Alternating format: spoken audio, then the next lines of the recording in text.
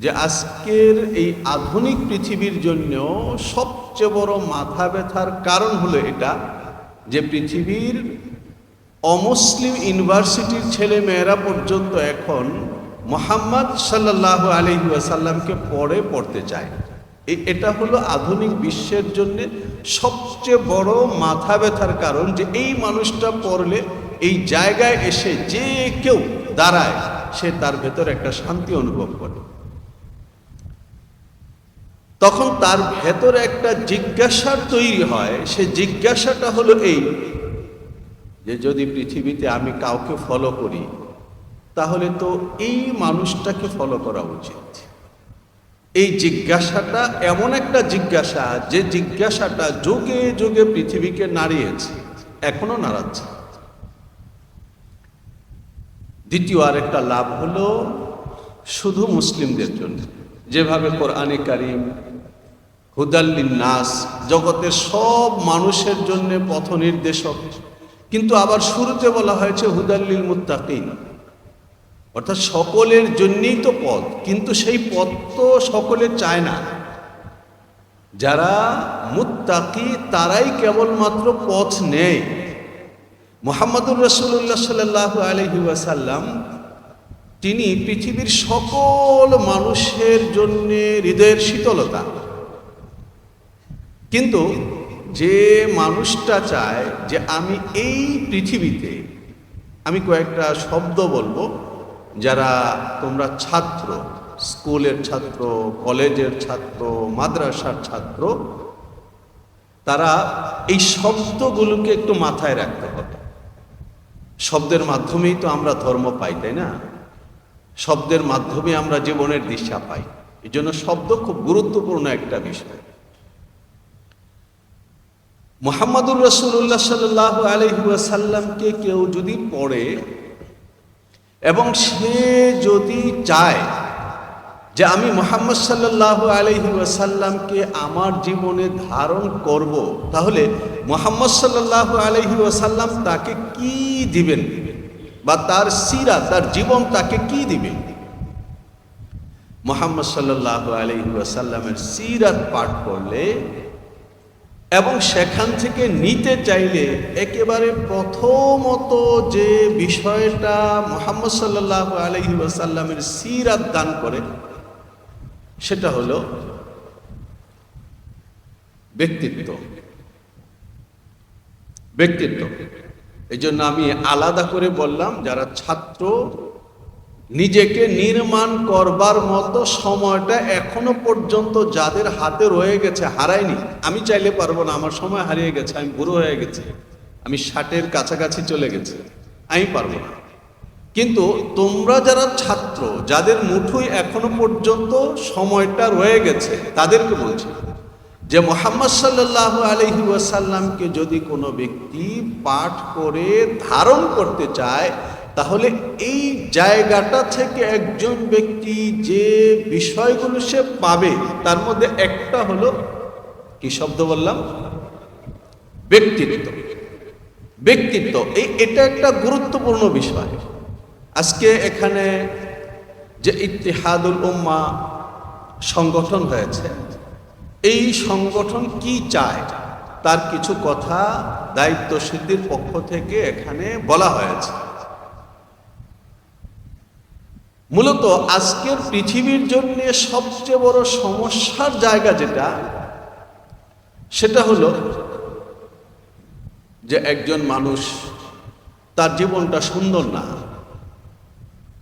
যদি তার সঙ্গে আরেকজন বন্ধুত্ব পাতে, তাহলে সে তার ওই বন্ধুকে আলোর মধ্যে নেবে না, অন্ধকারের মধ্যে নেবে। যে অন্ধকারের মধ্যে বসে বসে কি টানে না মানুষ, হ্যাঁ, সেটার জন্য।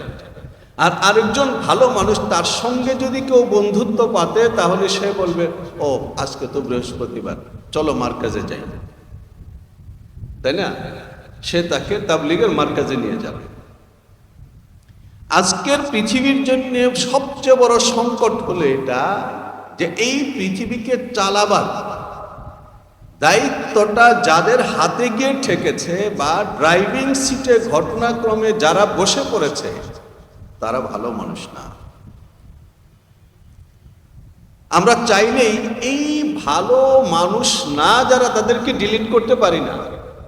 আমরা স্বপ্ন দেখতে পারি এটা, যে আগামীর পৃথিবীটা এমন হোক যেখানে গিয়ে এই ড্রাইভিং সিটে যারা আসবে তারা যেন ভালো মানুষ হয়, তারা যেন যোগ্য মানুষ হয়। এই ভালো মানুষ এবং যোগ্য মানুষ পৃথিবীতে কিভাবে নির্মিত হবে, এই ভালো মানুষ এবং যোগ্য মানুষ পৃথিবীতে নির্মিত হবার একটা উদার পাঠশালা, যেটা সকলের জন্য উন্মুক্ত। আমি ক্লিয়ারলি বলছি যে শুধুমাত্র মুসলিম না, অমুসলিমও।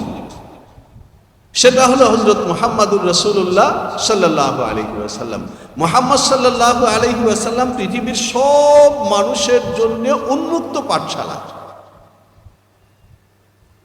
মুহাম্মদ সাল্লাল্লাহু আলাইহি ওয়াসাল্লামের জীবন থেকে প্রথম যে বিষয়টা আমরা যারা তরুণ তারা নেওয়ার মতো, সেটা হলো ব্যক্তিত্ব।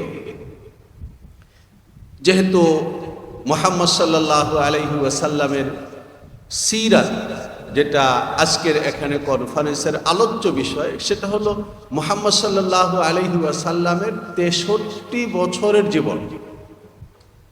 এমনকি আমরা যখন সিরাতের গ্রন্থগুলো পড়ি তখন সেখানে তার জন্ম থেকে আলোচনা শুরু হয় না, বরং যে পরিবেশে তিনি জন্ম লাভ করলেন সেই পরিবেশটাকে প্রথমে ভাঙা হয়, বিশ্লেষণ করা হয়।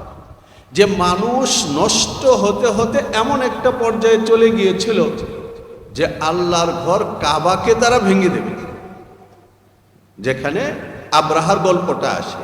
মুহাম্মদ সাল্লাল্লাহু আলাইহি ওয়াসাল্লাম শুধুমাত্র আরবের নবী না, যেহেতু তিনি কাফাতাল লিন্নাস, জগতের সকলের জন্য এসেছেন, যেহেতু তিনি নাযীরান লিল আলামিন, জগতের সকলের জন্য তিনি এসেছেন, যেহেতু তিনি রাহমাতাল লিল আলামিন, এই জন্য পুরো পৃথিবীর পরিবেশটা কি সেটা প্রথমে সামনে আনা হয়, যে ঠিক এমন একটা চার দিক থেকে ভয়ঙ্কর এক করাল অন্ধকারের মধ্যে মুহাম্মদুর রাসূলুল্লাহ সাল্লাল্লাহু আলাইহি ওয়াসাল্লাম এই পৃথিবীতে চোখ খুলেছেন। তো তার 63 বছরের জীবন। এবং মুহাম্মদ সাল্লাল্লাহু আলাইহি ওয়াসাল্লামের ব্যক্তিটাকে যদি আমরা বুঝতে চাই, যে ব্যক্তি মুহাম্মদুর রাসূলুল্লাহ সাল্লাল্লাহু আলাইহি ওয়াসাল্লাম, তাহলে মুহাম্মদ সাল্লাল্লাহু আলাইহি ওয়াসাল্লামের খানদানকে বুঝতে হয়। আল্লাহ জাল্লা জালালুহু মুহাম্মদুর রাসূলুল্লাহ সাল্লাল্লাহু আলাইহি ওয়াসাল্লামকে দুনিয়াতে পাঠাবার জন্য যে খানদানটা নির্বাচন করেছেন, সেই কুরাইশ খানদানটা হলো এমন একটা খানদান, যে খানদান এই পার্থিব জীবনে জীবন যাপন করবার জন্যে, জীবিকার জন্যে তারা যে মাধ্যমটা বেছে নিয়েছেন সেটা হলো ব্যবসা। যে একটি একেবারে পরিপূর্ণ ব্যবসায়ী পরিবারে তিনি জন্মগ্রহণ করেছেন। এই রকমের ব্যবসায়ী পরিবার যে আল্লাহ রসুলের জীবন সূচনাই করা যাবে না একজন মানুষ হিসাবে বাবা এবং মাকে বাদ দিয়ে। তো বাবার গল্পটা আসলেই এখানে আসে, এখান থেকেই শুরু হয়, যে তার জন্মের আগে বাণিজ্য করতে গিয়ে তার বাবা মারা গেছে, আর তার পরদাদা যিনি হাশেম, তো তিনিও বাণিজ্য করতে গিয়ে আজকের যে আলোচিত পৃথিবীর জন্য গাজা, সেখানে গিয়ে তিনি মারা গেছেন। এটা হলো তার পারিবারিক একটা চরিত্র। মুহাম্মদ সাল্লাল্লাহু আলাইহি ওয়াসাল্লামের পারিবারিক আরেকটা বড় বৈশিষ্ট্যের জায়গা হলো এই, যে মুহাম্মদ সাল্লাল্লাহু আলাইহি ওয়াসাল্লামের যে পরিবার, এই পরিবার ছিল মক্কার দুটো গুণে আলোচিত নেতা। এটা তো আমরা সবাই বলি, জানি যে আব্দুল মুত্তালিব মক্কার কেন্দ্রীয় নেতা এবং তার নাতি মুহাম্মদুর রাসূলুল্লাহ সাল্লাল্লাহু আলাইহি ওয়াসাল্লাম। কিন্তু একজন মানুষ কি নেতা হতে পারেন যদি তিনি, আমাদের কৌতুকের ভাষায় বলা হয়, দেতা না হন? হ্যাঁ, যিনি দেন না তিনি কি হতে পারেন না? নেতা হতে পারেন। ইমাম বুখারী রাহিমাহুল্লাহু তাআলার বিখ্যাত কিতাব আল আদাবুল মুফরাদ, সেখানে আছে যে আল্লাহর রাসূল হিজরত করে মক্কা থেকে মদিনায় এসে যে বনু সালামায় উঠেছেন, তো সেখানে মাঝে মধ্যে আল্লাহর রাসূল যেতেন, সপ্তাহে কমপক্ষে একবার। গিয়ে জিজ্ঞেস করেছেন মান সাইয়্যিদুকুম, তোমাদের লিডার কে? তো তারা বলছেন জুদ্দ ইবনে কাইস। ওয়ালাকিন্নানা নুবাখিলু, আমাদের নেতা তো জুদ্দ ইবনে কাইস, কিন্তু লোকটাকে আমরা কৃপণ বলে জানি। রাসূলুল্লাহ সাল্লাল্লাহু আলাইহি ওয়াসাল্লাম বলেছেন ওয়া আইয়ুদা আদওয়া মিনাল বুখলি, কার্পণ্যের চাইতে আরো ভয়ঙ্কর রোগ কি হতে পারে? যে ব্যক্তির মধ্যে কার্পণ্য আছে সে কোনোদিন লিডার হতে পারে না। বাল সাইয়্যিদুকুম আমর ইবনুল জামুহ, যে আজ থেকে তোমাদের নেতা আমি চেঞ্জ করে দিলাম, এখন থেকে তোমাদের নেতা হলো আমর ইবনুল জামুহ। তো যিনি দেন না তিনি কখনো নেতা হন না। মুহাম্মদ সাল্লাল্লাহু আলাইহি ওয়াসাল্লামের পরিবারটাই অসহায়কে খাবার দেওয়া পরিবার।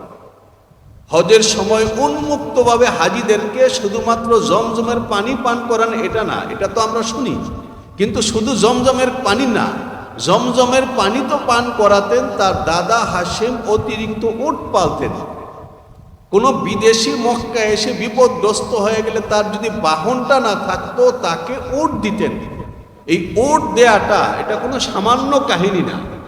মুহাম্মদ সাল্লাল্লাহু আলাইহি ওয়াসাল্লাম যখন হিজরত করেন তখন মক্কার লোকেরা যে ভয়ানক চ্যালেঞ্জের মধ্যে পড়েছিল, ওই ভয়ানক চ্যালেঞ্জের মধ্যে পড়ার পরে পুরো মক্কা শহর মিলে ঘোষণা করেছিল যে মুহাম্মদকে জীবিত কি মৃত কেউ এনে দিতে পারলে তাকে 100 উট দেব। এর অর্থ হলো যে 100 উটের উপরে পুরস্কার, এটা তারা কল্পনা করতে পারতো না। সেখানে একজন বিদেশি অপরিচিত ব্যক্তিকে বিপদে পড়ে যাওয়ার কারণে একটা উট দান করে দেওয়া, 2টা উট দান করে দেওয়া, 5টা উট দান করে দেওয়া, এটা সামান্য ব্যাপার না। এই খানদানে মুহাম্মদুর রাসূলুল্লাহ সাল্লাল্লাহু আলাইহি ওয়াসাল্লাম জন্মগ্রহণ করেছেন। সময় আমাকে এই সুযোগ দেবে না যে আমি প্রত্যেকটা পার্টকে ভাঙবো, কিন্তু মুহাম্মদুর রাসূলুল্লাহ সাল্লাল্লাহু আলাইহি ওয়াসাল্লামকে ভেঙ্গে ভেঙ্গে পড়া ব্যতীত কোনো ব্যক্তি পৃথিবীতে কোনো জায়গার মধ্যে কমপ্লিট নেতা হতে পারবে না। একজন ব্যক্তি যিনি নেতা হতে চাচ্ছেন, মুহাম্মদ সাল্লাল্লাহু আলাইহি ওয়াসাল্লামকে আল্লাহ জাল্লা জালালুহুর সামনে দিয়েছেন। এরপরে মুহাম্মদুর রাসূলুল্লাহ সাল্লাল্লাহু আলাইহি ওয়াসাল্লাম বলে গেছেন ইন্না বানি ইসরাঈল কানাত তাসুসুহুমুল আম্বিয়া, বনি ইসরাইলকে নেতৃত্ব দিতেন নবীগণ। এখান থেকে বোঝা যায় যে একা মুহাম্মদ সাল্লাল্লাহু আলাইহি ওয়াসাল্লাম না, এর আগে বনি ইসরাইলের নবীগণও নেতৃত্ব দিতেন। এবং সিয়াসত, রাজনীতির শব্দ এসছে এখানে, যে রাজনৈতিক নেতৃত্ব দিতেন। তাহলে এই নেতৃত্ব দেওয়ার গুণ, এই জায়গাটায় যখন একজন ব্যক্তি আসবে তখন তাকে মিলিয়ে দেখতে হবে যে মুহাম্মদ সাল্লাল্লাহু আলাইহি ওয়াসাল্লামের সঙ্গে সে কতটা ফিট, এই জায়গাটা দেখতে হবে। মুহাম্মদ সাল্লাল্লাহু আলাইহি ওয়াসাল্লাম যদি নবুয়ত পূর্ব যে তার কালটা আছে, এই কালটাকে আমরা কয়েকটা শিরোনামে স্মরণ করি, তাহলে তিনি একজন এতিম মানুষ। তার বাবা দুনিয়া থেকে যখন চলে যাচ্ছেন তখন 5টা কি 6টা উট এবং কিছু মেষ আর একজন দাসী উম্মে আইমান বা বারাকা তাকে রেখে যাচ্ছেন আমিনার কাছে। মুহাম্মদ সাল্লাল্লাহু আলাইহি ওয়াসাল্লাম এই অবস্থাতে দুনিয়াতে আসছেন। মুহাম্মদ সাল্লাল্লাহু আলাইহি ওয়াসাল্লাম দুধ পান করার জন্য মা হালিমা সাদিয়ার বুকে উঠছেন, আর শুকনো বুক দুধে ভরে যাচ্ছে। তিনি যে উট এবং যে গাধা সঙ্গে করে নিয়ে এসছেন শুকনো ছিল, চলতে পারত না। আল্লাহ রাসূল উঠার সঙ্গে সঙ্গে তার গতি শক্তি চলে আসে এবং স্তন দুধে ভরে যায়। তারপর হালিমা সাদিয়া রাদিয়াল্লাহু তাআলা আনহা যে জায়গাটায় মুহাম্মদ সাল্লাল্লাহু আলাইহি ওয়াসাল্লাম নিয়ে গেছেন, সেই জায়গাটায় আজকের পৃথিবীর মুসলমানগণ সেখানে দেখতে যান। এবং এখনো পর্যন্ত আধুনিক দুনিয়ার কোনো ছোঁয়া লাগে নাই, শুধু পাকা রাস্তা হওয়া ছাড়া। বাকি আশেপাশের মাঠ ওই রকম। মুহাম্মদ সাল্লাল্লাহু আলাইহি ওয়াসাল্লাম যে আইডল, জীবনের সকলের জন্য সকল জায়গাতে, যে আজও পর্যন্ত একজন শিশুকে যদি আমরা চাই যে দুনিয়াকে নেতৃত্ব দেওয়ার মতো শারীরিক সক্ষমতা নিয়ে গড়ে উঠবে, তাহলে অন্তত পক্ষে আমাদের শহুরে যে জীবন, যে জীবনে বক্সের ভেতরে বাচ্চাদেরকে লালন পালন করা হয়, এই পদ্ধতিতে লালিত পালিত ছেলেরা কখনো সমাজকে পরিপূর্ণভাবে নেতৃত্ব দিতে পারে না। সে তো দুঃখী মানুষের পাশে গিয়ে আধা ঘন্টা কাটাতে পারবে না, সে অসহায় মানুষের অবস্থা পর্যবেক্ষণের জন্য 5 ঘন্টা হাঁটতে পারবে না, সে ক্ষুধার্ত মানুষের ক্ষুধা উপলব্ধি করবার জন্য 5 দিন স্থানীয় নির্বাচনী ওয়ার্ক করার জন্য গিয়ে সে মানুষের সঙ্গে কাটাতে পারবে না। তাহলে সে কিভাবে যন্ত্রণা অনুভব করবে মানুষের? যে মানুষের কষ্ট উপলব্ধি করতে পারবে না, সে কোনো সময় মানুষকে কষ্ট থেকে বের করে আনবার যে সংগ্রামটা, এই সংগ্রামটা সে কখনো কমপ্লিটলি করতে পারবে না। এটা জায়গা। মুহাম্মদুর রাসূলুল্লাহ সাল্লাল্লাহু আলাইহি ওয়াসাল্লামকে আল্লাহ জাল্লা জালালুহু কেমন জায়গার মধ্যে লালন পালন করেছেন, এটা একটা বিষয়। সেখান থেকে মুহাম্মদ সাল্লাল্লাহু আলাইহি ওয়াসাল্লাম মায়ের কাছে ফিরে এসেছেন। এরপরে 6 বছর বয়সে মা চলে গেছেন। মুহাম্মদ সাল্লাল্লাহু আলাইহি ওয়াসাল্লাম এই সময়টাতে যে লালিত পালিত হয়েছেন, এই জায়গাটাতেও যে 4 থেকে 6 বছরের একজন বাচ্চার মধ্যে আমরা কি রকমের আচার আচরণ দেখলে মনে করব যে আমার বাচ্চাটা সুস্থ আছে। মুহাম্মদ সাল্লাল্লাহু আলাইহি ওয়াসাল্লামের এই জায়গাটা পাঠ করে একজন চিকিৎসক স্থির করবেন যে একজন শিশুকে কখন আমরা মনে করব যে যথাযথভাবে সে বেড়ে উঠছে। এটা একটা গুরুত্বপূর্ণ জায়গা। মুহাম্মদুর রাসূলুল্লাহ সাল্লাল্লাহু আলাইহি ওয়াসাল্লাম 8 বছর বয়সে যখন এসে দাদার বুকে আশ্রয় নিচ্ছেন, 6 বছর বয়সে, 8 বছর বয়সে দাদা তার চাচার কাছে তাকে রেখে দুনিয়া থেকে চলে যাচ্ছেন। মুহাম্মদ সাল্লাল্লাহু আলাইহি ওয়াসাল্লাম মায়ের এখানে যখন মাকে দাফন করা হয় কেঁদেছেন কিনা, উম্মে আইমানের কোনো রেওয়ায়েত এই বিষয়ে পরিষ্কার আমরা হাদিসের কিতাবে পাই না। কিন্তু মুহাম্মদ সাল্লাল্লাহু আলাইহি ওয়াসাল্লামের দাদা এখানে গুরুত্বপূর্ণ 2টা ঘটনা। একটা ঘটনা হলো যে দাদা ওট হারিয়ে ফেলেছেন, খুঁজে পাচ্ছেন না।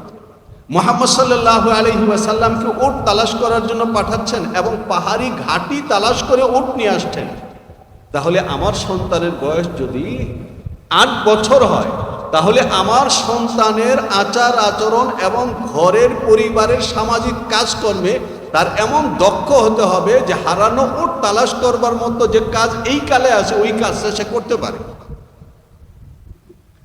যদি আমার 8 বছরের বাচ্চাটা এই রকমের হয় যে তাকে যদি বলা হয় যে তুমি একটা খাতা নিয়ে আসো, তো সে একটা কলম নিয়ে আসে, তাহলে বুঝতে হবে যে আমার সন্তানের বেড়ে ওঠাটা মুহাম্মদ সাল্লাল্লাহু আলাইহি ওয়াসাল্লামের মতো হচ্ছে না। আমার বাচ্চার বয়স যখন 8 বছর হয়েছে, আমি যখন গ্রামে থাকি, যেখানে গরু আছে, যেখানে ছাগল আছে, আমার বাচ্চা গরুটা এনে বাঁধতে পারে কিনা। যদি না বাঁধতে পারে, তাহলে বুঝতে হবে যে মুহাম্মদুর রাসূলুল্লাহ সাল্লাল্লাহু আলাইহি ওয়াসাল্লামের মতো পরিচয় বড় হচ্ছে না। এটা একটা জায়গা। খাস করে ওলামায়ে কেরামের মনোযোগ আকর্ষণ করব যে ইসলামকে দুনিয়াতে প্রতিষ্ঠিত করবার ক্ষেত্রে মুসলমানদের শুরুর দিকটাতে যারা কাজ করেছেন, তারা নিজেদের মধ্যে কমপ্লিট ইসলাম ধারণ করতেন। পরে আস্তে আস্তে যখন ক্ষয় হয়েছে, সেই ক্ষয় হতে হতে কখনো কখনো কোনো জায়গায় এমন একটা ক্ষয়ের সৃষ্টি হয়েছে যে ইসলামটাকে দুনিয়া বিমুখ একটা সন্ন্যাসী ধর্মের কাছাকাছি নিয়ে যাওয়া হয়েছে। আমরা এই সময় বলি সিরাত পড়তে হবে, সিরাত পড়তে হবে, সিরাত পড়তে হবে। কেন বলি? সিরাত এটা গল্প না। পৃথিবীর আরো অনেক মানুষের জীবনী লেখা হয়েছে, লেখা হয়, সেখানে তথ্য এবং তার রেফারেন্স থাকা জরুরি না। কিন্তু মুহাম্মদুর রাসূলুল্লাহ সাল্লাল্লাহু আলাইহি ওয়াসাল্লাম হেসেছেন, এই কথাটা বলতে হলে বলতে হয় হাদিসের কোন কিতাবে আছে, কে রেওয়ায়েত করেছেন, তার সনদটা কি। কেন? যে মুহাম্মদ সাল্লাল্লাহু আলাইহি ওয়াসাল্লাম হলেন মানব জীবনের এই রকমের একটা আইডল। তার জীবনের প্রত্যেকটা অংশ একজন মানুষ সুস্থ কিনা সেটা মেপে দেখবার স্কেল, এটা একটা জায়গা। এরপর মুহাম্মদুর রাসূলুল্লাহ সাল্লাল্লাহু আলাইহি ওয়াসাল্লাম চাচার সঙ্গে প্রথমত নবুয়তের কাল পর্যন্ত পার করছেন। তো যখন চাচা আবু তালিবের সঙ্গে থাকছেন, তখন মুহাম্মদুর রাসূলুল্লাহ সাল্লাল্লাহু আলাইহি ওয়াসাল্লাম তিন ভাবে অর্থনৈতিকভাবে চাচাকে সাহায্য করেছেন। প্রথমত, রাসূলুল্লাহ সাল্লাল্লাহু আলাইহি ওয়াসাল্লাম চাচা যখন দোকান খুলতেন তো চাচার সঙ্গে যেতেন, এবং যখন 12 বছরের মতো বয়স হয়ে গেছে তখন আল্লাহর রাসূল নিজে গিয়ে আগে ভাগে দোকান খুলে প্রস্তুত করতেন, এরপরে চাচা বেচাকেনা করার জন্য যেতেন। আমার সন্তান আমার পারিবারিক পেশায় এইভাবে অংশগ্রহণ করে কিনা, করতে পারে কিনা। দ্বিতীয়ত, মুহাম্মদুর রাসূলুল্লাহ সাল্লাল্লাহু আলাইহি ওয়াসাল্লামের বয়স যখন 13, 14, 15 হয়ে যাচ্ছে, তখন তিনি মক্কার এক লোককে বলছেন যে তোমার মেষগুলো যদি আমি চড়াই আমাকে কিছু টাকা দেবে? দেব। টাকার বিনিময়ে তিনি মেষ চড়াচ্ছেন এবং যে টাকাটা পাচ্ছেন সেটা অভিভাবক চাচার হাতে এনে তুলে দিচ্ছেন। আমার সন্তান অতটুকু বয়সে গেলে প্রয়োজন এসে উপার্জন করে কিনা এবং টাকাটা এনে বাবার হাতে তুলে দেয় কিনা, মায়ের হাতে তুলে দেয় কিনা, এটা একটা স্কেল। যে আমার ছেলে যে আগামী দিনে তার পরিবারের হাল ধরবে।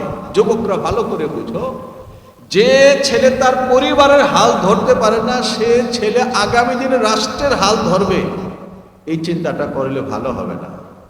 সে হাল ধরবে না, কোনো কারণে যদি কোনো ব্যক্তি ওই সিটে চলে আসে তাহলে তাকে সামনে রেখে হাল ধরার মতো হাজার মানুষ তৈরি হয়ে যাবে, ওই হাজার হাতের মধ্যেই রাষ্ট্র হারিয়ে যাবে, রাষ্ট্র কোনোদিন মেরুদণ্ড সোজা করে দাঁড়াতে পারবে না। আমরা যেই বিপদটার মধ্যে আছি। মুহাম্মদুর রাসূলুল্লাহ সাল্লাল্লাহু আলাইহি ওয়াসাল্লাম জীবনটাকে কিভাবে বানাচ্ছেন?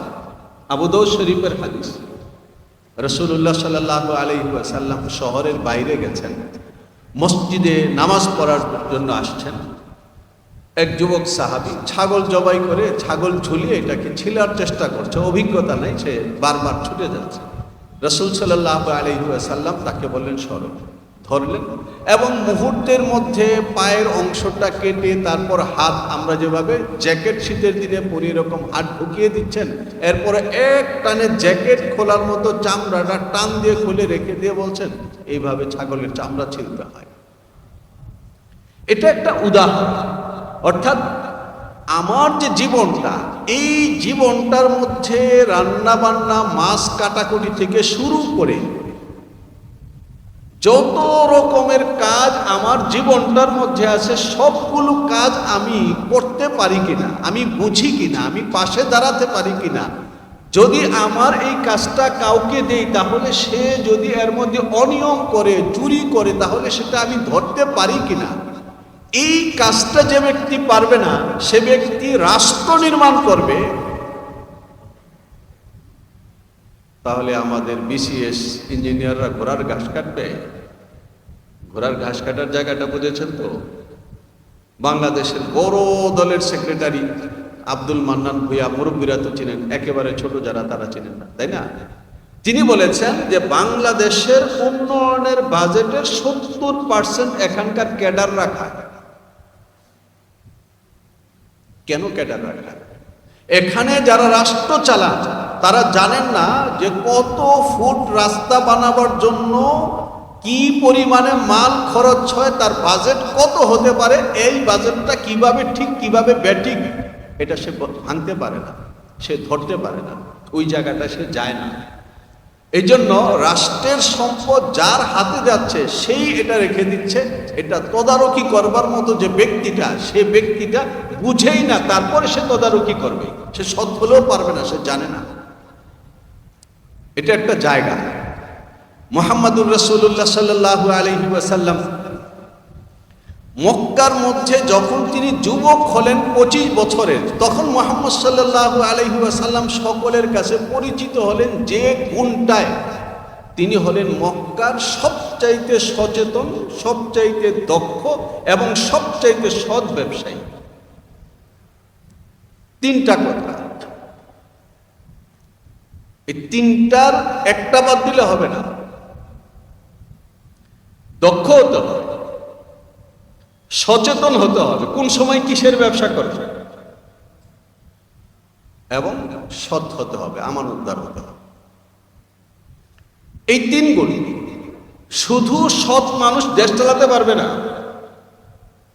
শুধু সৎ মানুষ, ছেলেটা খুব সৎ। কিভাবে সৎ হলো? যে ছেলেটা একেবারে ক্লাস 10 থেকে চিল্লা দেওয়া যে শুরু, সে তার ঘর আর মার্কা ছাড়া আর কিচ্ছু বুঝে না। বাবা না যাওয়ার পরে সে গিয়ে বাবার ফার্মে বসেছে। পারবে? তার কারণ হলো এই ফার্মের জিনিসগুলো বাবা কোন জায়গা থেকে কিনতেন, কিভাবে কিনতেন, এগুলো কেনার ক্ষেত্রে নানা রকমের সুবিধা অসুবিধার দিক আছে। তারপর এগুলোকে বেচা বিক্রি কিভাবে করতেন, মানুষ এসে বাবার নাম বলে বাকি চাইবে, আসলেই কি বাবা দিতেন কিনা, কতটুকুন বাকি দেওয়ার কৌশল আছে, কাকে বাকি দেওয়া যায়, কাকে বাকি দেওয়া যায় না। মুহাম্মদ সাল্লাল্লাহু আলাইহি ওয়াসাল্লাম 25 বছর বয়সে এমন একটা জায়গায় আসলেন যে মক্কার বাতাসে মুহাম্মদ মুহাম্মদ মুহাম্মদ, তাজের তাজের তাজের, আর তাজিরুল মাহির, আর তাজিরুল মাহির, আল আমিন আল আমিন আল আমিন কথাগুলো ছড়াতে। খাদিজাতুল কুবরা তাকে তুলে নিয়েছেন। এই জায়গাগুলো গুরুত্বপূর্ণ। আমি বলেছি যে মুহাম্মদ সাল্লাল্লাহু আলাইহি ওয়াসাল্লাম কেন এখনো পর্যন্ত অমুসলিমদের কাছেও পাঠান? একজন নবী, কিন্তু সেই নবীকে নিয়ে অমুসলিমরা চর্চা করছে না, শুধুমাত্র ভালোবেসে তার জীবনী লিখছে। কেন লিখছে? এর একটা বড় জায়গা হলো এটা যে মুহাম্মদ সাল্লাল্লাহু আলাইহি ওয়াসাল্লাম একজন কথিত আধ্যাত্মিক গুরু না। আমি এই কথাটা বলতে গিয়ে বিদ্যুৎ চলে গিয়েছিল যে এই যে কথিত আধ্যাত্মিক গুরু না, এই কথাটা যদি আমি বলি তাহলে একজন বলবে আধ্যাত্মিকতাই তো সবকিছু, তাই না? এই যে এখন কোয়ান্টাম মেথড সকালবেলা রাস্তা ধারে আমাদের ঢাকাতে হি করে, আপনাদের এখানে আছে কিনা জানি না। হ্যাঁ, আধ্যাত্মিকতা দিয়া সবকিছুর কি করে সমাধান করে। আধ্যাত্মিকতা দিয়া সবকিছুর সমাধান, এটা যদি হতো তাহলে নবীগণ তো নবুয়ত পাওয়ার পরে তিনি নিরিবিলি একটা পবিত্র জায়গায় বসে ধ্যান করতেন আর পৃথিবী ঠিক হয়ে যেত। মুহাম্মদ সাল্লাল্লাহু আলাইহি ওয়াসাল্লাম ফজর নামাজ পড়ে বাজারে যাচ্ছেন এবং গিয়ে এক সাহাবী খেজুর বিক্রি করেন, সেখানে হাত ঢুকিয়ে দিচ্ছেন। মুসলিম শরীফের হাদিস, উলামায়ে কেরাম জানেন। ফাওয়াজাদা বালালা, নিচে দেখেন ভেজা। জিজ্ঞেস করলেন যে উপরে শুকনা, নিচে ভেজা কেন? যে রাসূলুল্লাহ, সামান্য একটু বৃষ্টি চলে এসেছিল তো ভেজাগুলো নিচে দিয়ে দিয়েছি। আল্লাহ রাসূল বলেন উপরে রাখলে না কেন? এরপরে বলছেন মান গাশশানা ফালাইসা মিন্না, যে ধোঁকাবাজি করে সে আমার উম্মত না। এটা রাসূলুল্লাহ সাল্লাল্লাহু আলাইহি ওয়াসাল্লাম জীবনটাকে ভেঙে বাজিয়ে দেখে মানুষ কোন জায়গায় কি কাজটা করে, তারপর সেই জায়গাটাকে চিহ্নিত করে শব্দ ব্যবহার করেছেন, চোখ বন্ধ করে আধ্যাত্মিক গুরু হিসাবে বানিয়েও রাখেন। তিনি বলেছেন আত-তাজিরুস সাদুকুল আমিন, তাজিরের জন্য বলেছেন। একজন ব্যবসায়ীকে আল্লাহওয়ালা হতে হবে বলেন নাই, সত্যবাদী হতে হবে, আল আমিন বিশ্বস্ত হতে হবে, এই কথা বলেছেন। তারপরে তুমি শহীদের সঙ্গে জান্নাতে চলে যাবে বলেছেন। ব্যবসায়ীর জায়গাটা হলো বিশ্বস্ততা, সততা। যদি রাষ্ট্রের ব্যবসায়ীরা বিশ্বস্ত হয়, সৎ হয়, তাহলে আজকের এই দিনে 21 শতাব্দীতে এসে পৃথিবীর কোনো জায়গাতে অভাব থাকতে পারে না। যে পরিমাণে উৎপাদন, আমার বয়সের যারা আছেন তারা খুব, এখানে ঠাকুরগাঁও বাংলাদেশের আলাদা জায়গায় না, আমার বাড়ি মুন্সিগঞ্জে, যে এখন থেকে 30-40 বছর আগে একজন মানুষ মুমূর্ষ হলে তাকে আঙ্গুর খাওয়ানো হতো। আর এখন হাঁটতে গেলে যদি একজন আরেকজনকে বলে চল আঙ্গুর কিনে খাই, এটা খাওয়া হলো? কোনো গুরুত্ব নাই। তাহলে দেশে সব সম্পদ বেড়েছে না? এই সব সম্পদ বাড়ার পরে এরপরে কেন দেশে দরিদ্র মানুষ? এরপরে কেন পত্রিকাগুলো নিয়মিত লিখছে যে মানুষ কি চরম কষ্টের ভেতর দিয়ে জীবনযাপন করছে? কেন? যে আমাদের ব্যবসায়ীরা সৎ না, তারা বিশ্বস্ত না। মুহাম্মদ সাল্লাল্লাহু আলাইহি ওয়াসাল্লাম খাদিজাতুল কুবরার দৃষ্টি আকর্ষণ করছেন। খাদিজাতুল কুবরা মেয়ে মানুষ, তিনি বাইরে হাঁটতেন না।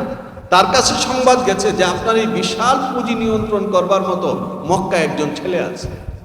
এরপর রাসূলুল্লাহ সাল্লাল্লাহু আলাইহি ওয়াসাল্লাম নবুয়ত পাওয়ার আগে যে জায়গাটায় গেছেন, সে জায়গাটা হলো তিনি যখন নবুয়ত লাভ করছেন এবং প্রথম জিবরিলের মতো একজন বড় ফেরেশতার মুখোমুখি হয়ে কোলাকুলি করে তিনি যখন একটা অস্বস্তির মধ্যে পড়ে গেছেন, যে কারণেই হোক, ঘরে ফেরার পরে হযরত খাদিজাতুল কুবরা তাকে সান্ত্বনা দিচ্ছেন, কিন্তু শব্দগুলো কি ব্যবহার করছেন? ইন্নাকা লা তাসিলুর রাহিমা ওয়া তাহমিলুল কাল্লা।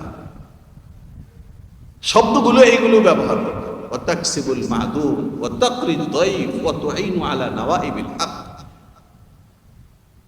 যে আপনি তো অসহায়ের সহায়। এর অর্থ হলো যে মুহাম্মদ সাল্লাল্লাহু আলাইহি ওয়াসাল্লাম প্রথমে যখন আয় রোজগার সীমিত ছিল তখন তো চাচাকে দেখেছেন, যখন তার আয় রোজগার বেড়েছে তখন শুধু চাচাকে না, তিনি পুরো মক্কাকে তার পরিবার করে নিয়েছেন এবং তার এই বিশাল আয়।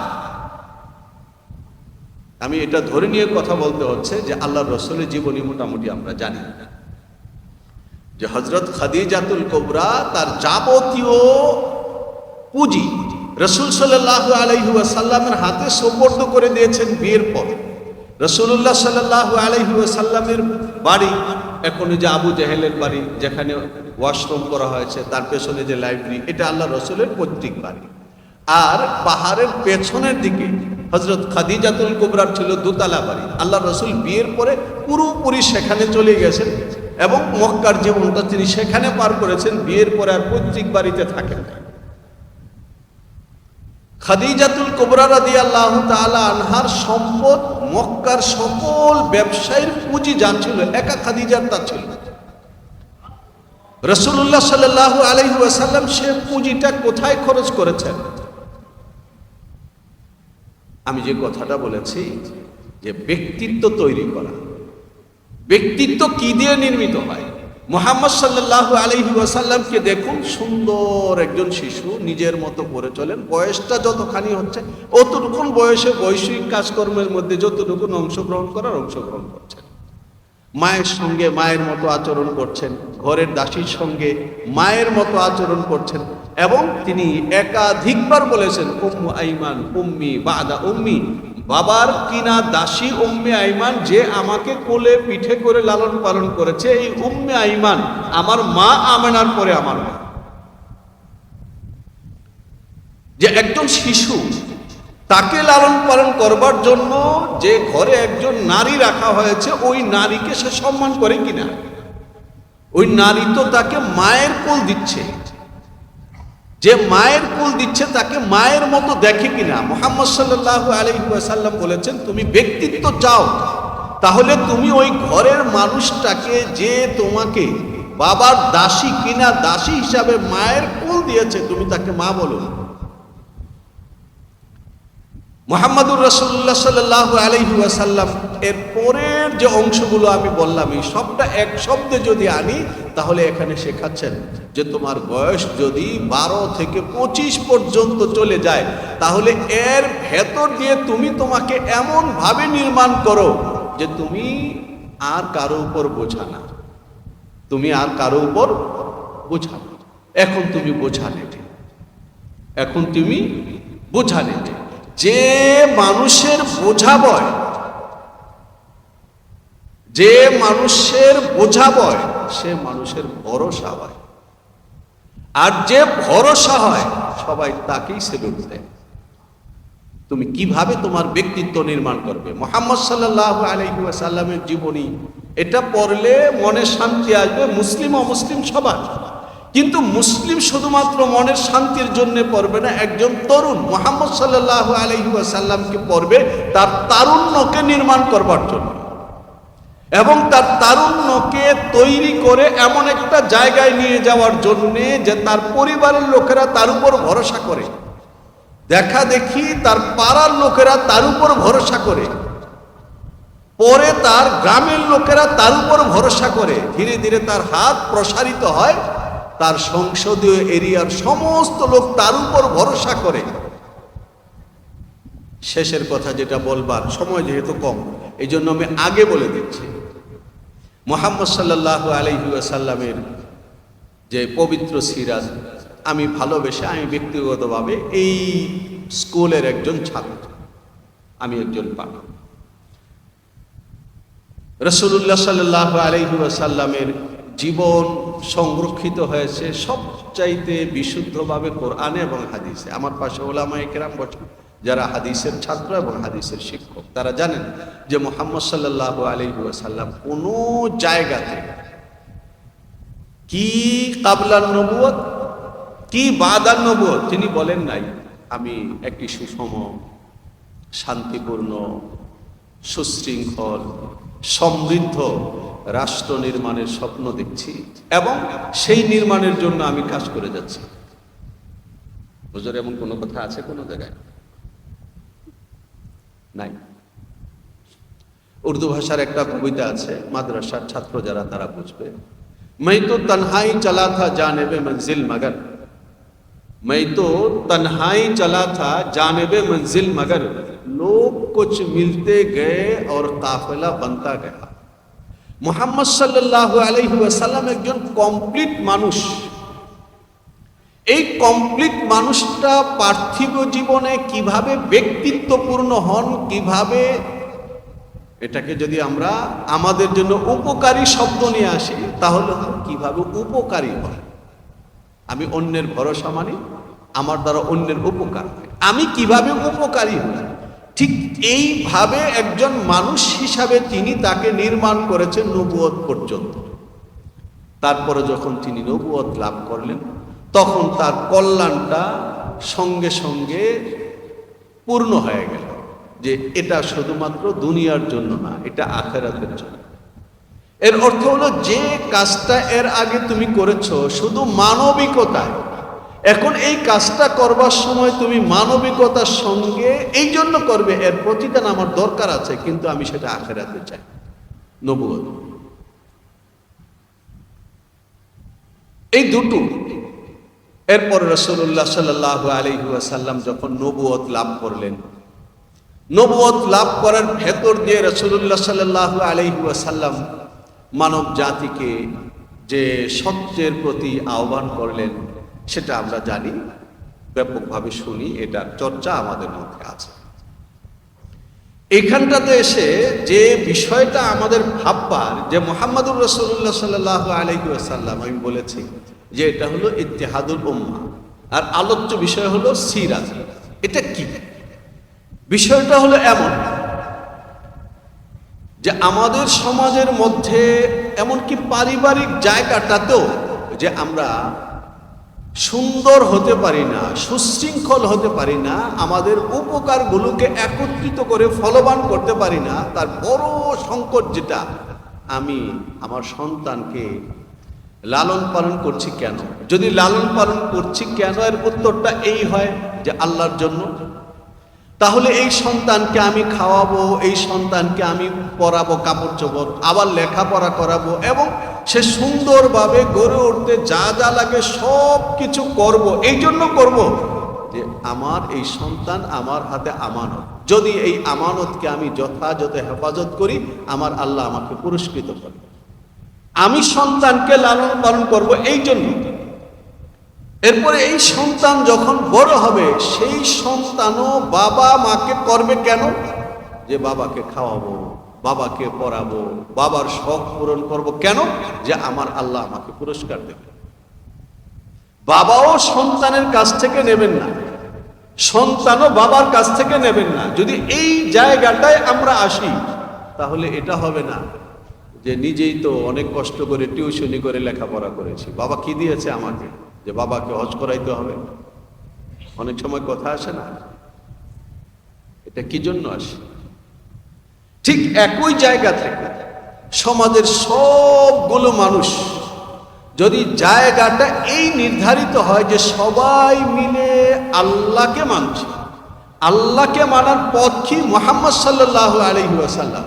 তাহলে দেখা যাবে দিনে 5 বার যেভাবে আমরা আল্লাহকে মানতে গিয়ে মুহাম্মদ সাল্লাল্লাহু আলাইহি ওয়াসাল্লামের পথ ধরে এক মসজিদে এসে সমবেত হয়ে যাই, যদি সকলে মিলে আল্লাহকে মানবার জন্য জীবনের সকল ক্ষেত্রে মুহাম্মদ সাল্লাল্লাহু আলাইহি ওয়াসাল্লামকে ফলো করতে পারি, তাহলে আমাদের ঐক্যের জন্য আলাদা কোনো সংগ্রামের প্রয়োজন পড়বে না। কিন্তু আমরা ঐক্যের নামে সংগঠন করি, পোস্টার করি, পোস্টারে পোস্টারে মানুষের দামি দামি দেয়ালগুলো নষ্ট করে ফেলি, স্লোগানে স্লোগানে আমাদের বাতাসকে ভারী করে ফেলি, আরো অনেক কিছু করি। আমাদের যারা নওজোয়ান তরুণ এবং বিশেষ করে মাদ্রাসা শিক্ষিত বা মাদ্রাসার তালিবে ইলম, তাদের উদ্দেশ্য বলছি, তোমরা এটা খুব ভালো করে বুঝো। মুহাম্মাদুর রাসূলুল্লাহ সাল্লাল্লাহু আলাইহি ওয়াসাল্লাম মক্কায় থাকলেন, তিনি তো আল্লাহর রাসূল। মুহাম্মদ সাল্লাল্লাহু আলাইহি ওয়াসাল্লাম যখন বদর যুদ্ধে দাঁড়ালেন, তখন আল্লাহ জাল্লা জালালুহু ফেরেশতা পাঠালেন। জিবরিল আমিন এসে রাসূলুল্লাহ সাল্লাল্লাহু আলাইহি ওয়াসাল্লামকে জিজ্ঞেস করছেন যে আপনাদের মধ্যে কাদেরকে সেরা মনে করা হয়। বুখারী শরীফের হাদিস। রাসূলুল্লাহ সাল্লাল্লাহু আলাইহি ওয়াসাল্লাম বলেছেন, যারা বদরে অংশগ্রহণ করেছেন তাদেরকে আমার সাহাবীদের মধ্যে সেরা মনে করা হয়। হযরত জিবরিল বলতেছেন, আমাদের ফেরেশতাদের মধ্যেও যারা বদর যুদ্ধে অংশগ্রহণ করেছেন তাদেরকে আমরা সেরা ফেরেশতা মনে করি। তাহলে মুহাম্মদুর রাসূলুল্লাহ সাল্লাল্লাহু আলাইহি ওয়াসাল্লাম পৃথিবীতে মুসলমানদের প্রথম যে হক বাতিলের লড়াই, এবং যে লড়াইয়ের ভেতর দিয়ে আনুষ্ঠানিকভাবে নেফাকের যাত্রা হয়, এর আগ পর্যন্ত ইহুদিরা স্বপ্ন দেখছিল যে লোকটা তাদের এলাকায় থাকতে পারেনি, জন্মভূমিতে থাকতে পারেনি, তিনি আমাদের এলাকায় এসছেন, এখানেও টিকবেন না, আমরা আছি না। কিন্তু যেই বদর যুদ্ধে মুসলমানদের অসম লড়াইয়ে অস্বাভাবিক বিজয় হলো, তখন ইহুদিরা নড়ে চড়ে বসলো। তখন তারা চিন্তা করলো আমাদের গর্দানের হেফাজতের জন্য কৌশল বদল করা দরকার। তখন তারা মুখে আল্লাহ আল্লাহ রসুলের নাম নিয়ে ভেতরে ভেতরে আল্লাহ এবং আল্লাহ রসুলের শত্রু হয়। এখান থেকে নেফাকের আনুষ্ঠানিক যাত্রা শুরু। আপনারা সূরাতুল বাকারার শুরুর দিকে যেখানে নেফাকের আলোচনা হেদায়েতুল কোরআনে পড়েছেন, তালিব ইলমরা পড়বেন। মুফতি সাঈদ আহমদ পালনপুরি রাহিমাহুল্লাহ তাআলা এখানে বিস্তারিত লিখেছেন। আমার কথা হলো এটা, তাহলে বদর যুদ্ধের বিজয়টা শুধু সাহাবায়ে কেরামের হাতে হয়নি, ফেরেশতাদের হাতে। তো ফেরেশতারা কেন সঙ্গে নেমে এসেছেন? নবী মুহাম্মদুর রাসূলুল্লাহ সাল্লাল্লাহু আলাইহি ওয়াসাল্লাম এই যুদ্ধটা মক্কায় থেকে যদি করে ফেলতেন, তাহলে তো আর এতগুলো যুদ্ধ করে তারপর ৮ম হিজরিতে গিয়া মক্কা জয় করার প্রয়োজন পড়ে না। কেন করেন? এই জন্য করেন নাই যে কিয়ামত পর্যন্ত হক টিকে থাকতে হবে, ইসলাম টিকে থাকতে হবে, কিন্তু নবী কিয়ামত পর্যন্ত থাকবেন না। কাজে আল্লাহ জাল্লা জালালহু এমন নিয়মে হককে প্রতিষ্ঠিত করেছেন যে নিয়মটা রক্ষা করা নবী থাকলেও সম্ভব, নবী না থাকলেও সম্ভব। সেটা কি? সেটা হলো দুটো কথা, এবং এটাও মুফতি সাঈদ আহমদ পালনপুরি রাহিমাহুল্লাহ তাআলা বুখারী শরীফের সরার মধ্যে লিখেছেন, হেদায়েতুল কোরআনের মধ্যেও লিখেছেন। তিনি লিখেছেন দুটো জিনিস লাগবে, একটা হলো ইজতেমাইয়ত, আরেকটা হলো ইমামত। যারা ছাত্র তারা এই শব্দই মুখস্থ রাখবে, ইজতেমাইয়ত, নিজেদের মধ্যে একসঙ্গে হওয়া, একসঙ্গে থাকা। আরেকটা হলো ইমামত, একজন ইমাম লাগবে। এখন তোমরা হুট করে স্বপ্ন দেখো যে আমরা বাংলাদেশটা এইবারের এই জুলাই বিপ্লবের পরিবর্তিত বাংলাদেশ যেটা, এটাকে আমরা একটা ইসলামী খেলাফতের জামা পরাই দিই, যে এই যে স্বপ্নটা, এই স্বপ্নটা মিলে না। আমরা ইজতেমাইয়ত পাবো কিনা? তোমরা তো উত্তর দেবে যে এই যে আমরা একত্রিত হয়ে গেলাম, নাগরিকের কত পার্সেন্ট? ইমামত পাবো কিনা? এখন তো আমাদের ইমাম নাই, আইম্মা আছে।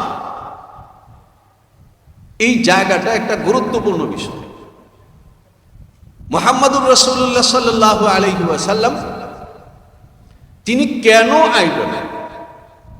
সকলের জন্য আইডল, সব অবস্থায় আইডল। আমি একটা কথা এটা বলছি, আবার ভুলে গেলে হবে না, যে ইত্তেহাদুল উম্মাহ, উম্মতের ইত্তেহাদ নিজে নিজে হবে যদি উম্মত সকলে মিলে এক মুহাম্মদ রাসূলুল্লাহ সাল্লাল্লাহু আলাইহি ওয়াসাল্লামকে দুটো জিনিস পড়বে, ফলো করবে। পড়বে, ফলো করবে। শুনে শুনে না, শুনে শুনে কথাটাকে আমি এই কারণে বাদ দিচ্ছি যে আমি যখন বলবো তখন আবার আমার মতো করে বলতে পারি, আমার চয়েসের অংশ বলবো, যে অংশ আমার রুচির সঙ্গে মিলে না সেটা আমি বাদ দিতে পারি না। এই জন্য একজন শিক্ষিত মানুষের কমপ্লিট মুহাম্মদ সাল্লাল্লাহু আলাইহি ওয়াসাল্লামকে পড়বে, দ্বিতীয়ত সে মানবে। যখন ব্যাপকভাবে মুহাম্মদুর রাসূলুল্লাহ সাল্লাল্লাহু আলাইহি ওয়াসাল্লামকে পড়া হবে এবং মানা হবে, তখন এই পড়া আর মানা যেভাবে আমাদেরকে মসজিদের মধ্যে একত্রিত করে, তখন আমাদের ব্যবসা বাণিজ্যের চরিত্র, আমাদের রাজনীতির চরিত্র, আমাদের সামাজিক চরিত্র, সব জায়গার মধ্যে গিয়ে দেখা যাবে আমরা একরকমের হয়ে গেছি, ঐক্য হয়ে গেল। এই জন্য ইত্তেহাদুল উম্মাহ এটা শব্দ, যদি ইত্তেহাদুল উম্মাহ এই শব্দটাকে আমাদের জীবনে পেতে হয়, চোখে দেখতে হয়, তাহলে তার রাস্তা একটাই, মুহাম্মদ সাল্লাল্লাহু আলাইহি ওয়াসাল্লামকে নিয়মিত পড়তে হবে। আমাকে মানার দরকার নেই, অমুককে মানার দরকার নেই, তমুককে মানার দরকার নেই, মুহাম্মদ সাল্লাল্লাহু আলাইহি ওয়াসাল্লামকে সবাই মানবে, এটা সহজ। মুহাম্মদ সাল্লাল্লাহু আলাইহি ওয়াসাল্লামকে মানা, মুহাম্মদ সাল্লাল্লাহু আলাইহি ওয়াসাল্লাম এক বিস্ময়কর শক্তি নিয়ে এসেছেন। আমরা এইভাবে ধরে নিয়েছি যে ইসলামের যেমন মূল বাণী তিনটা, তাওহীদ, রিসালাত, আখিরাত। বাস তাওহীদ মানে কি? তাওহীদ মানে আল্লাহ ছাড়া কোনো মাবুদ নেই, বাস এতটুকু মেনে নিলাম, তাওহীদ হয়ে গেল। কিন্তু মুহাম্মদ সাল্লাল্লাহু আলাইহি ওয়াসাল্লামের জীবনটাকে যদি আমরা পড়ি, তাহলে বুঝবো যে তাওহীদের অর্থটা এবং তাওহীদের ফলটা আরো বড়। মুহাম্মদ সাল্লাল্লাহু আলাইহি ওয়াসাল্লাম এমন একটা সমাজের মধ্যে এসেছেন, যে সমাজের মধ্যে বিশৃঙ্খলা এবং একজন আরেকজনকে না মানা, এক গোত্র আরেক গোত্রকে না মানা, আর এই পাহাড়ি বেষ্টনের মধ্যে যে কয়টা মানুষ বসবাস করে, যারা ডাকাতি করে খায়, তারা পুরো পৃথিবীর মানুষকে বলে আজম, আর এরা নিজেদেরকে বলে কি? আরব। আরব মানে যারা কথা বলতে পারে, আর আজব মানে হলো যারা বন্য প্রাণী, কথা বলতে পারে। তাহলে ব্যবধানটা কত বড়, এবং নিজেদের মধ্যে ব্যবধানটা কত বড়, নারী পুরুষের ব্যবধানটা কত বড়, পুত্র সন্তান কন্যা সন্তানের ব্যবধানটা কত বড়, এই সবগুলো গল্প আমরা পড়ি না?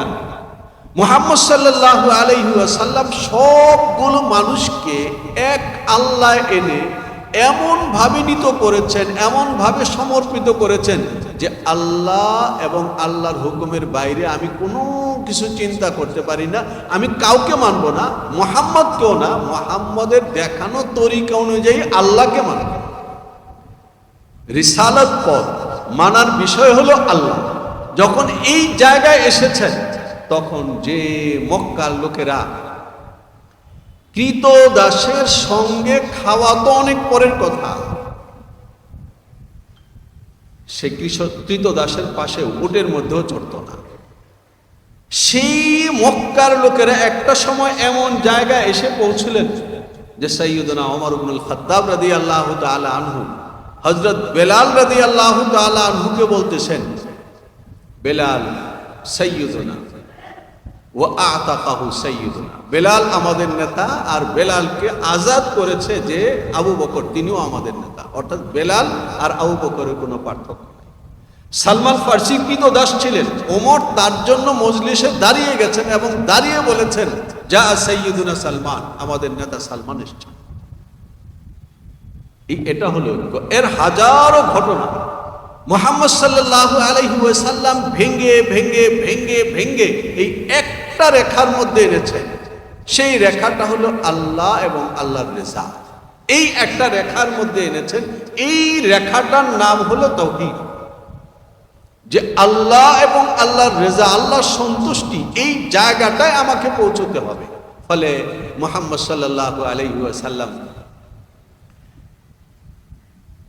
তার মজলিসের যে সমস্ত বিপুল পরিমাণে সম্পদ তার কাছে আসতো, সকাল থেকে তিনি যখন বাহরাইন থেকে বিপুল পরিমাণে সম্পদ আসে সোনাদানা সহ, সকাল থেকে বন্টন করতেছেন এবং চাচা আব্বাসকে এই পরিমাণে দিয়েছেন। বুখারী শরীফের হাদিসের মধ্যে যে তিনি তুলে নিতে পারছেন না, বলছেন আমাকে হেল্প করেন, যে না, কাউকে বলেন একটু হেল্প করার জন্য, তুমি নাও।